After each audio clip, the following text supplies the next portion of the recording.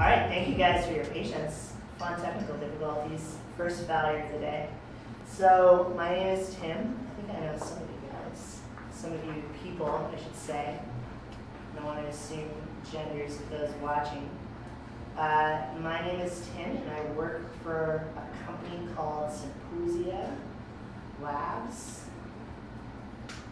We are located nowhere and everywhere. Like many companies these days, we are virtual exclusively, with some occasional coffees IRL for those of us who are in the same place. So I thought it would be fun to start with the reverse engineering of the story by sharing the vision statement that it resulted in. I won't read the whole thing to you because it would be verbose and probably wildly grandiose as well, but essentially the vision for Symposia is that before a conversation can change the minds of either a client or a customer or an employee, a change maker, a voice needs to be actually heard through the noise. When I think of a voice, I often think of the employee's voice, especially on like the technology, the marketing, the creative side. There's nothing more painful than to hear one of those employees say, hey, the brand or the mission that we're advertising or selling, if you will, is a narrative that doesn't match the actual narrative of what's happening internally. So our vision is to find those voices and to fix that disconnect using marketing as a tool for change. This is not my cat. It is a friend of mine now. And I don't remember its name, but I'm 36. No one fancy, just a kid in flip-flops. There's 9 of us total. My role at Symposia at this point, aside from sometimes being able to, quote, be the founder in the room, an illustrious title indeed, is essentially research, innovation, and then I'm working on my own little project that we're hoping to launch inside of Symposia, which maybe I'll have a chance to tell you about. I want to talk to you today about an explosion that happened in my life and in the story of Symposia and in the story of many others that it touched, I'm sure. I can only share my perspective, as it's the only perspective I know with certainty. But basically a year ago, the Great Resignation headlines started hitting.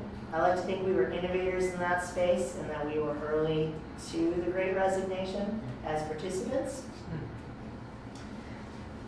I can't speak for industries other than marketing and technology, and may not even be able to totally represent those industries well, as I'm still just my own person. But from my perspective, the last 2.5 years have been nothing short of a shit show for most of humanity. And although many of us in the technology creative space, etc., are privileged, I mean, the very fact that you're maybe tuning into this or watching this or sitting here personally eating tacos at 12:20 in the afternoon means that we've got some level of privilege, right? Having said that, the fact that maybe others have gone through different challenges, although it might create relativity and allow us to be more compassionate people, doesn't change the reality that we faced, right? So leaning into that, the reality that we faced was emotions and feelings and all the tensions of trying to balance. You know, I've got things going on at home. I've got a company that's growth-minded. I've got a team that has some people that have been there for a long time, some people that have been there for less time.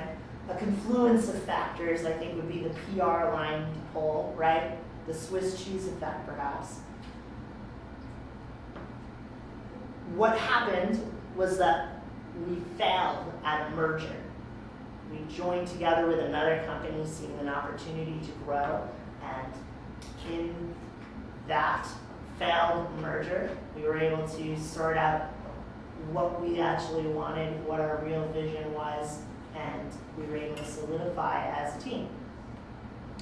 The truth's pretty complicated though, because I just gave you like a 60-second version of something that I've spent over a year and probably thousands of hours thinking about and analyzing, specifically with a focus always, what was my role? What could I have been doing better? What did I do wrong? What do I not want to do wrong again? How do we fix the things that led to this, while also embracing the fact that sometimes change requires failure, right? Live ideation, if you will. So I acknowledge that that truth is complicated, but for the sake of you and your time and your energy and your curiosities, I want to focus on like the learnable outcomes as much as is possible. So I've got some pretty charts here that may or may not make any sense. First one, lesson one, if you will.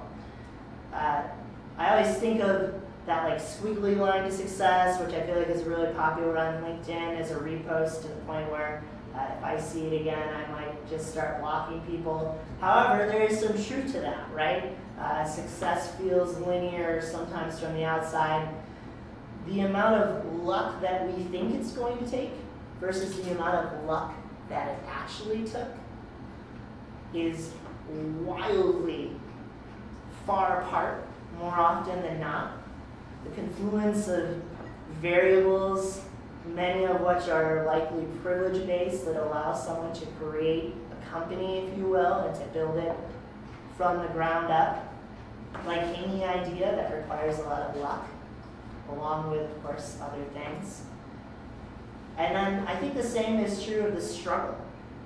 The factory is a really interesting story, and one that I'm wildly fascinated by as I was here during the early days. So I was really excited to be able to stop in today. From the bootstrapped 5-10 people, probably like sitting in a smaller version, to then the upgrade, From the outside, if you walk into the factory today, you look around and be like, here's a thriving community, a co-working space in the heart of Grand Rapids, an overnight success, obviously. I'm sure, although I wasn't there for really probably any of it, that the people involved in starting that thing and the people that have made that thing survive the past 2.5 years, a time during which co-working spaces were, not exactly super well positioned financially, probably.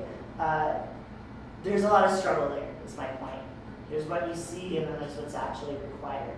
And I think the temptation in marketing and perhaps subset PR would be to minimize that, to consolidate it, and although the truth is complex and needs to be digestible, sometimes when we oversimplify, we lose the opportunity to actually learn shit, which is, I think, sad.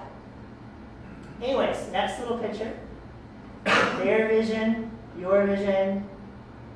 I'm going to use gender here just as a filter. I understand there's fluidity there, but maybe her expectations, his expectations. Think of it like a road trip, right? You're starting a big project. All of you guys have probably done something like this, and guys, people, I should say. I don't want to be biased in my pronoun usage, but all of the humans that participate in these industries have participated in a project that probably felt like a road trip to some degree, right? You got the person who said, hey, I'm going to Yellowstone, hop on in, and then maybe another person gets in the back seat. Well, 2 or 3 hours into that trip, some of those people start realizing like, oh, I thought we were going to hang out for like 5 hours in Yellowstone.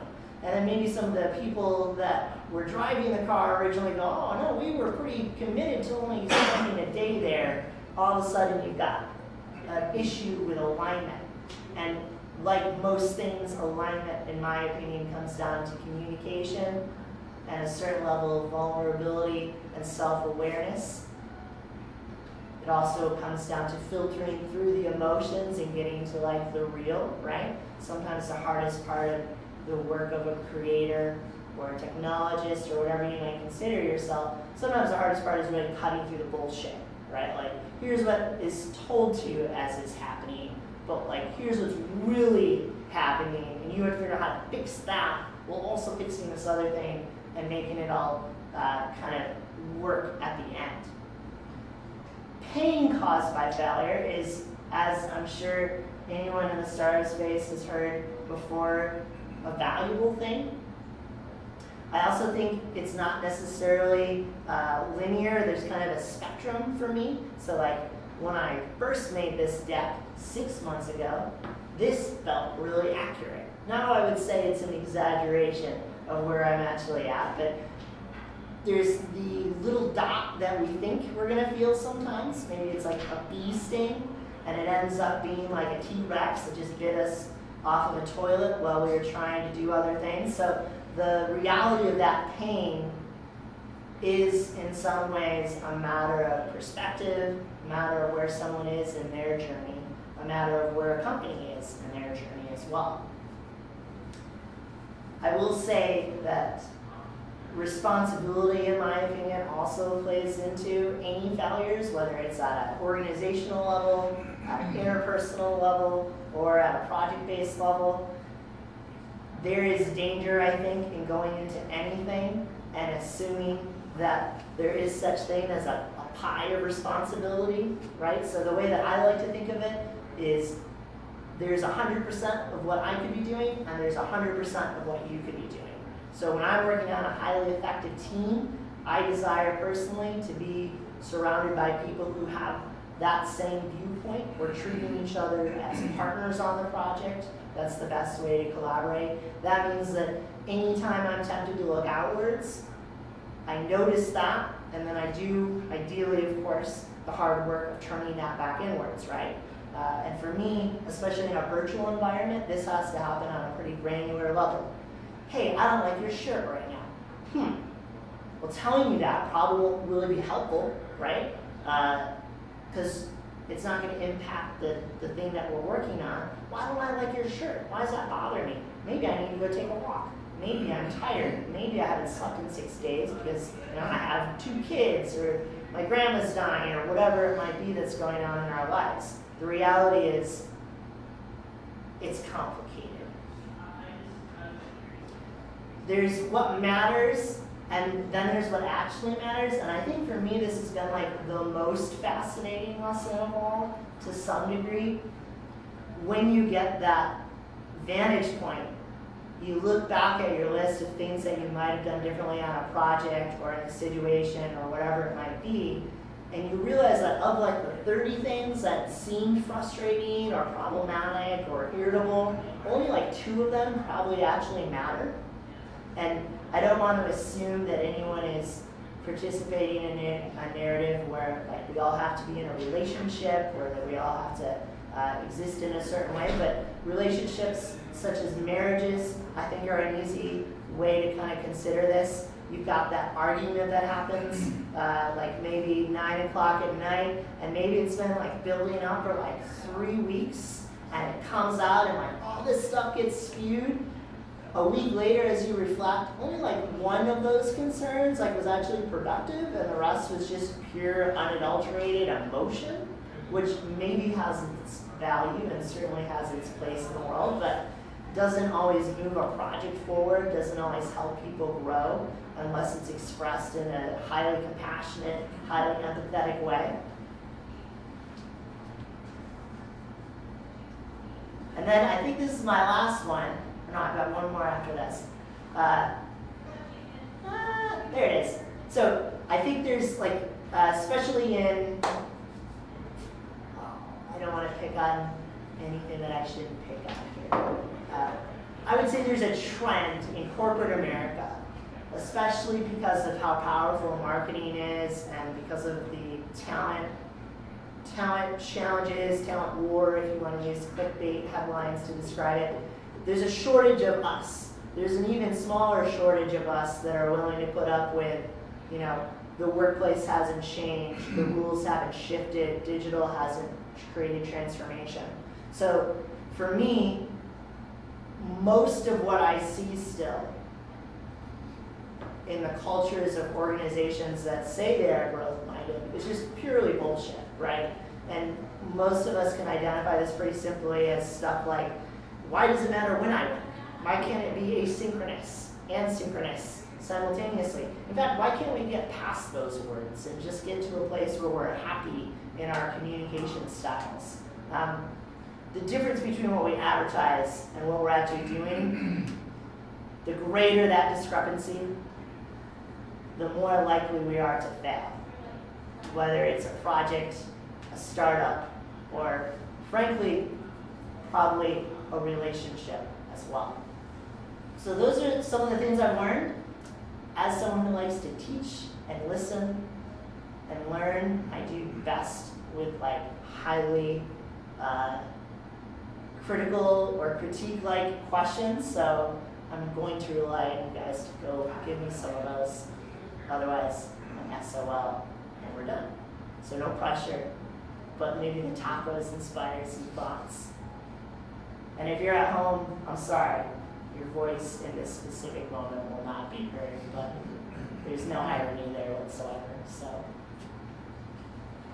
questions, things that resonated, things that made no sense, things that I just vomited too quickly at. Well, the juicy thing you brought up was this failed merger, and I feel like you could dig into that a little bit more. And like, you know, one went wrong. I mean, you talked a little bit about what went wrong, but I guess, you know, what did you ultimately learn from that? I would say two very hard lessons.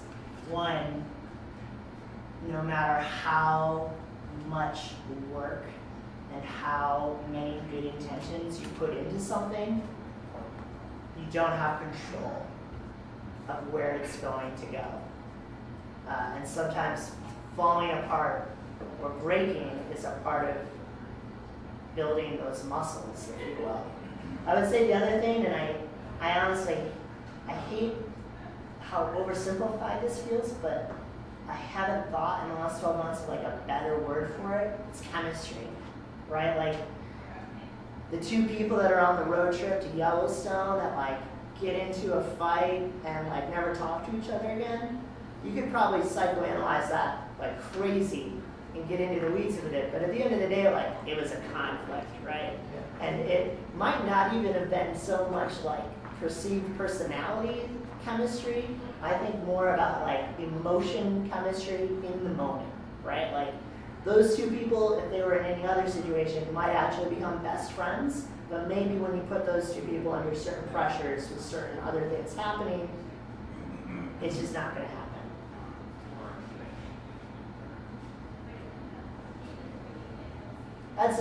The third one would probably be, I'm way more wrong than I think I am most of the time. Like, I think that I'm like this wrong, but like really I'm probably that wrong. So I spend a lot of time thinking before I make any sort of strategic action, especially on like the org plan, how am I wrong? I need to show this to like 4 people that can call me out on my bullshit, right? Especially with a virtual office, because you're just sitting there, sometimes in your own head, for like days at a time. If you're doing organizational planning, especially the rest of the team is like getting shit done, making clients happy. That would be my rant answer. So on this page here, you talk about the culture of bliss. So that's what your public-facing image of your company is? Is that what you mean? Or entirely internal.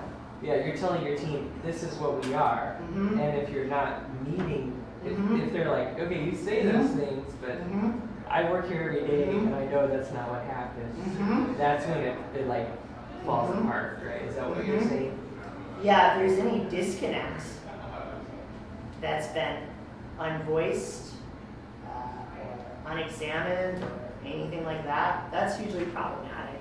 Yeah. And will ultimately destroy the culture. I think too that, and this is just a hypothesis, but you know, like I started doing this kind of work 9 years ago, and at the time it was like really, really unique to know anything about technology or marketing or the internet as a whole. now it's like such a fluid part of our language set, and so many people's jobs touch one of those or both of those things in some way, shape, or form. I don't think that any marketing or technology company has anything proprietary other than its culture. It's the only thing that you can really do to get people to stick, right? Because if I'm you, and I have to spend, if I'm doing my job, a lot of time trying to figure out what it's like to be not me. If I'm an employee or a contractor or a freelancer or whatever category, I've got all the power right now. Everything's completely changed. I could make 14% bump between inflation and the talent market just by quitting my job. And within 2 weeks, I could have another job, because what I do is in wildly high demand. So the work culture becomes, to a certain extent, the only thing that matters. It's also the only thing that creates truly innovative ideas, which is, I think, important too. But that's just a hypothesis. Yeah, I think that's really important too, because if everybody keeps leaving and you're retraining, your whole skill set as a company just goes down and down and down, and now you're all like newbies. Totally. You have to restart. If you've got churn that's unsustainable, you don't matter. You become irrelevant. Yeah.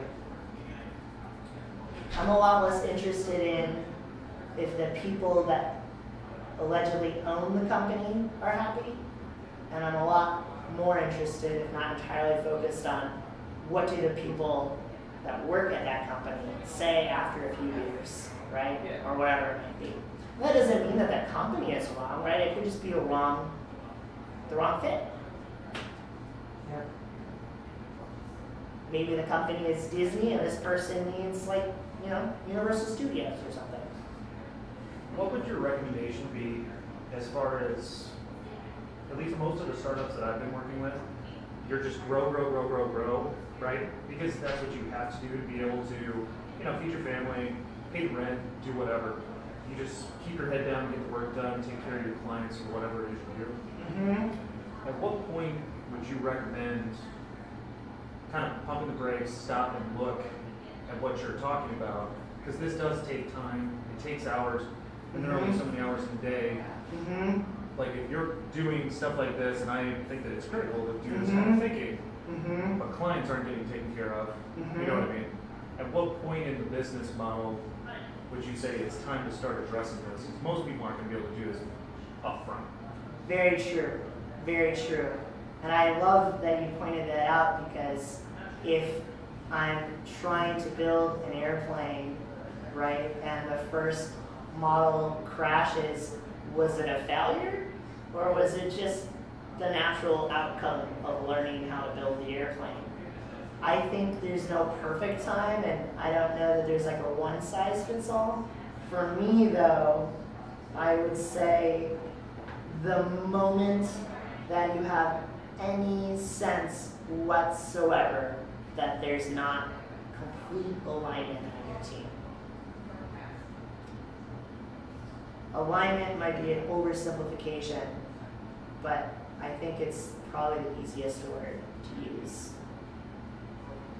Because what happens, I think, especially in startup-minded or growth-minded organizations, which we are right now and will always be, just because it's kind of the way that we're wired, there's too many risks involved to not have a solid framework, right?